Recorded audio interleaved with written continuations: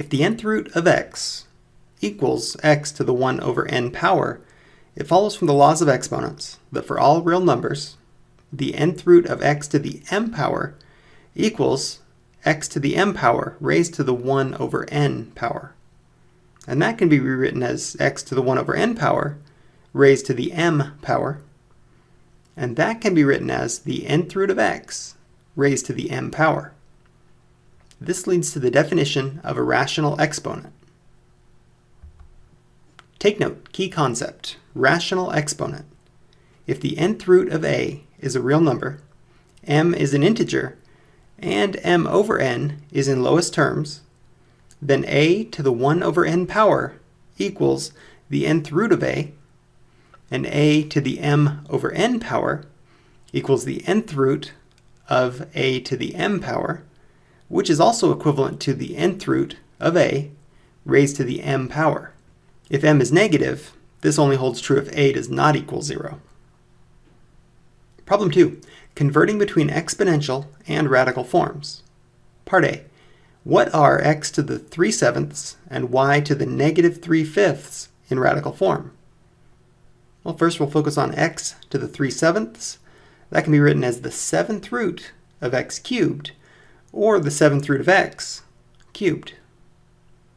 Now y to the negative 3/5 power, well, that equals y to the negative 7/2, which can be rewritten as 1 over y to the positive 7/2, which equals 1 over the square root of y to the 7th power, or 1 over the square root of y to the 6th power times y, which equals 1 over y cubed times the square root of y, which, after rationalizing the denominator and multiplying this fraction by the square root of y over the square root of y, becomes the square root of y over y to the 4th power.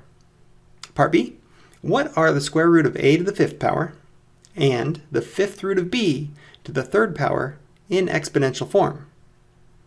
Well, first, the square root of a to the 5th power can be rewritten as a to the 5th power raised to the 1/2 power, and that's a to the 5/2 power. Next, the 5th root of b cubed can be rewritten as b to the 1/5 power cubed, and that's b to the 3/5 power. Your turn, part A. What are the expressions w to the 5/8 power and w to the 0.2, or 2/10, in radical form? Part B. What are the expressions the 4th root of x cubed and the 5th root of y raised to the 4th power in exponential form? And finally, part C, a reasoning item. Refer to the definition of rational exponent. Explain the need for the restriction that a does not equal 0 if m is negative.